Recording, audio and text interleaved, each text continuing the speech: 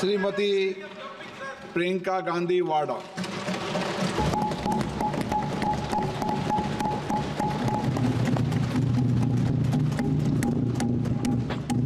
नमस्कार माननीय अध्यक्ष महोदय जी, आज आपने मुझे इस सभा में बोलने का मौका दिया, इसके लिए मैं आपकी बहुत बहुत आभारी हूँ। महोदय, हजारों साल पुरानी हमारी देश की धर्म की एक पुरानी परंपरा रही है। ये परंपरा संवाद, चर्चा की रही है। एक गौरवशाली परंपरा है जो दर्शन ग्रंथों में, वेदों में, उपनिषदों में दिखती है। वाद विवाद और संवाद की हमारी पुरानी संस्कृति है। अलग अलग धर्मों में भी, इस्लाम में, सूफियों में, बौद्ध धर्म में, जैन धर्म में, सिख धर्म में भी ये वाद संवाद, ये चर्चा बहस, इसकी संस्कृति रही है। इसी परंपरा से उभरा हमारा स्वतंत्रता संग्राम। हमारा स्वतंत्रता संग्राम विश्व में एक अनोखा संग्राम था, एक अनोखी लड़ाई थी जो अहिंसा और सत्य पर आधारित थी। ये वाद संवाद की जो परंपरा है, इसको इस संग्राम ने आगे कैसे बढ़ाया? क्योंकि ये जो संग्राम था, ये जो लड़ाई थी हमारी आज़ादी के लिए, एक बेहद लोकतांत्रिक लड़ाई थी। इसमें देश के किसान, देश के जवान, देश के मजदूर, देश के अधिवक्ता, देश के बुद्धिजीवी, चाहे किसी भी जाति के हो, चाहे किसी भी धर्म के हों, चाहे किसी भी भाषा को बोलते हों, सब इस स्वतंत्रता संग्राम में शामिल हुए। सब ने हमारे देश की आज़ादी की लड़ाई लड़ी।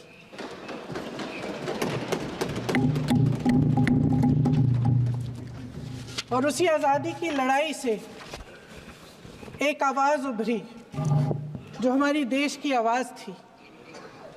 वो आवाज़ ही आज हमारा संविधान है। साहस की आवाज़ थी, हमारी आज़ादी की आवाज़ थी, और उसी की गूंज ने हमारे संविधान को लिखा और बनाया। ये सिर्फ एक दस्तावेज नहीं है। बाबा साहेब अम्बेडकर, मौलाना आज़ाद जी, राजगोपालाचारी जी और जवाहरलाल नेहरू जी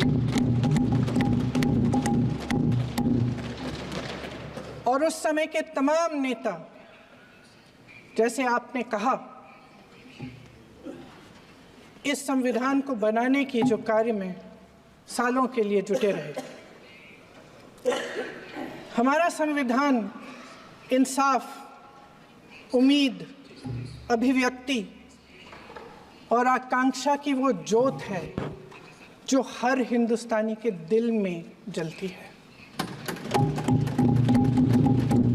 अध्यक्ष महोदय, इस ज्योत ने हर एक भारतीय को ये पहचानने की शक्ति दी कि उसे न्याय मिलने का अधिकार है, कि उसमें अपने अधिकारों के लिए आवाज़ उठाने की क्षमता है, कि जब वो आवाज़ उठाएगा तो सत्ता को उसके सामने झुकना पड़ेगा।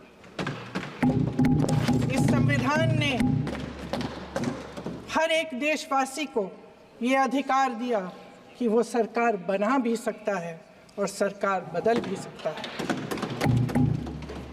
ये ज्योत जो हर हिंदुस्तानी के दिल में जलती है, उसने हर हिंदुस्तानी को ये विश्वास दिया कि देश की संपत्ति में, देश की दौलत में, संसाधनों में उसका भी हिस्सा है, कि उसे एक सुरक्षित भविष्य की उम्मीद का अधिकार है, कि देश बनाने में भी उसकी भागीदारी है। उम्मीद और आशा की ये ज्योत मैंने देश के कोने कोने में खुद देखी है। उन्नाव में मैं एक रेप पीड़िता के घर गई, उसे जलाकर मार डाला था। वो शायद 20-21 साल की होगी। हम सब के बच्चे हैं। हम सोच सकते हैं कि अगर हमारी बेटी के साथ बार बार बलात्कार हुआ और फिर जब वो अपनी लड़ाई लड़ने के लिए गई तो उसको जलाकर मार डाला गया होता तो हम पर क्या बीतती। मैं उस बच्ची के पिता से मिली। उसके खेत जलाए गए थे, उसके भाइयों को पीटा गया था, उसके पिता को बाहर से घर के बाहर घसीट कर मारा गया था। उस पिता ने मुझे बताया कि बेटी, मुझे न्याय चाहिए। मेरी बेटी अपने एफआईआर को दर्ज करने के लिए जब ज़िले में गई तो उसको मना किया गया। अगले ज़िले में जाना पड़ा उसे। वो रोज़ सुबह 6 बजे उठकर तैयार होकर अकेली अपने मुकदमे को लड़ने के लिए अगले ज़िले में ट्रेन से जाती थी। उसके पिता ने मुझे कहा कि मैंने उससे कहा, बेटी अकेले मत जाओ, छोड़ दो ये लड़ाई। लेकिन उसकी बेटी ने उसको जवाब दिया कि नहीं पिताजी, मैं अकेली जाऊंगी, मैं लड़ूंगी, ये मेरी लड़ाई है, मैं इसको लड़ूंगी।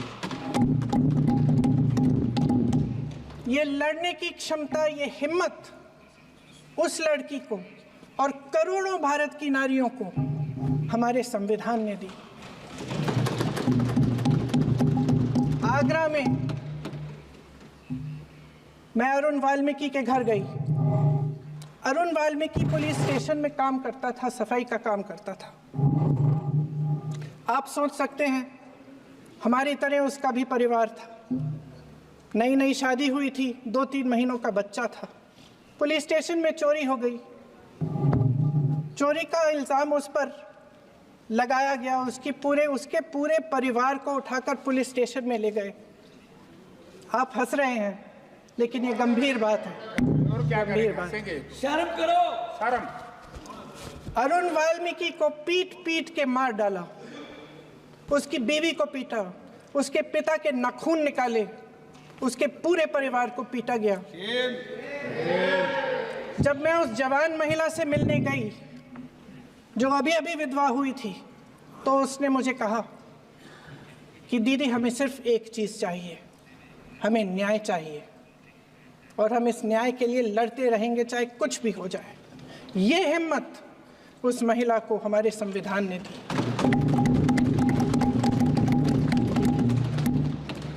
संभल के कुछ लोग आए थे हमसे मिलने जो मृतकों के परिवार के सदस्य थे। उसमें 2 बच्चे थे, अदनान और उजैर। अब सुनिए। उसमें 2 बच्चे थे, अदनान और उजैर। एक बच्चा मेरे बच्चे की उम्र का है, दूसरा उससे छोटा 17 साल का है। दर्जी के बेटे थे। दर्जी का एक ही सपना था कि वो अपने बेटों को पढ़ाएगा, लिखाएगा। एक बेटा डॉक्टर बनेगा, एक बेटा भी सफल होगा दूसरा बेटा भी अपने जीवन में सफल होगा। उनके पिताजी हर रोज़ उनको स्कूल छोड़ते थे। उस दिन भी स्कूल छोड़ने के बाद अपनी दुकान में चले गए। उन्हें पता नहीं था कि विवाद हो रहा है। उन्होंने भीड़ देखी, घर आने की कोशिश की तो पुलिस ने गोली से मार डाला। वो 17 साल का बच्चा अदनान मुझसे कहता है, वो 17 साल का बच्चा अदनान मुझसे कहता है कि मैं बड़ा होकर डॉक्टर बन के दिखाऊंगा, मैं अपने पिता का सपना साकार करूंगा। ये सपना, ये आशा उसके दिल में हमारे संविधान ने डाली। अध्यक्ष महोदय, हमारे देश के करोड़ों देशवासियों के संघर्ष में, अपने अधिकारों की पहचान में, इनकी कठिन से कठिन परिस्थितियों से लड़ने की अपार हिम्मत में और देश से न्याय की अपेक्षा में हमारे संविधान की ज्योत जल रही है। मैंने हमारे संविधान की ज्योत को जलते हुए देखा है और इसके साथ साथ ये भी समझा है कि हमारा संविधान एक सुरक्षा कवच है।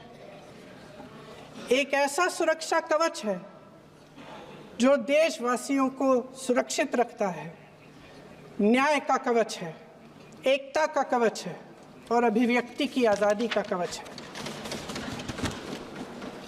दुख की बात यह है कि मेरे सत्ता पक्ष के साथी जो बहुत बड़ी बड़ी बातें करते हैं, इन्होंने इन 10 सालों में ये सुरक्षा कवच, सत्ता पक्ष के मेरे साथियों ने ये सुरक्षा कवच तोड़ने का पूरा प्रयास किया है। संविधान में सामाजिक, आर्थिक और राजनीतिक न्याय का वादा है। ये वादा एक सुरक्षा कवच है जिसको तोड़ने का काम शुरू हो चुका है।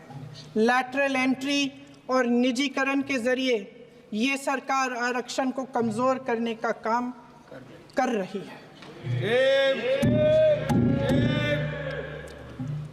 अगर लोकसभा में ये नतीजे नहीं आए होते तो ये संविधान बदलने का काम भी शुरू कर लेते। सच्चाई ये है अध्यक्ष महोदय कि आज संविधान बार बार इसलिए कह रहे हैं क्योंकि इस चुनाव में इनको पता चल गया कि इस देश की जनता ही इस संविधान को सुरक्षित रखेगी, कि इस चुनाव में हारते हारते जीतने से इन्हें एहसास हुआ कि ये संविधान बदलने की बात इस देश में नहीं चलेगी। आज जनता की मांग है कि जाति जनगणना हो। सत्ता पक्ष के मेरे साथी ने इसका जिक्र किया। ये जिक्र भी आज इसलिए हो रहा है क्योंकि चुनाव में ये नतीजे आए।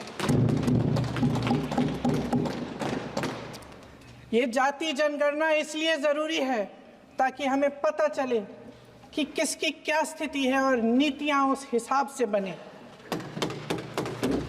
इनकी गंभीरता का प्रमाण ये है कि जब चुनाव में पूरे विपक्ष ने जोरदार आवाज उठाई कि ये जाति जनगणना होनी चाहिए, तो इनका जवाब देखिए। इनका जवाब भैंस भाग भैंस चुरा लेंगे, मंगलसूत्र चुरा लेंगे, इनका ये जवाब था। ये गंभीरता है इनकी जाति जनगणना पर। महोदय, हमारे संविधान ने आर्थिक न्याय की नींव डाली, किसानों, गरीबों और को जमीन बांटी, भूमि सुधार किया, जिसका नाम लेने से कभी कभी आप झिझकते हैं और कभी कभी उनका नाम धड़ाधड़ इस्तेमाल किया जाता है अपने आप को बचाने के लिए। उन्होंने HAL, BHEL, SAIL, GAIL, ONGC, NTPC, railways, IIT, IIM, oil refinery, तमाम PSU बनाए। अध्यक्ष महोदय, उनका नाम पुस्तकों से मिटाया जा सकता है, उनका नाम भाषणों से मिटाया जा सकता है, लेकिन जो उनकी भूमिका रही इस देश की आज़ादी के लिए और इस देश के निर्माण के लिए, वो इस देश में से कभी मिटाया नहीं जा सकता। 75 सालों में जनता का भरोसा रहा कि नीतियाँ बनेंगी तो जनता की भलाई के लिए बनेंगी। जल जंगल जमीन का अधिकार मिला आदिवासी भाई बहनों को। इंदिरा जी ने बैंकों का राष्ट्रीयकरण करवाया, खदानों का राष्ट्रीयकरण कराया।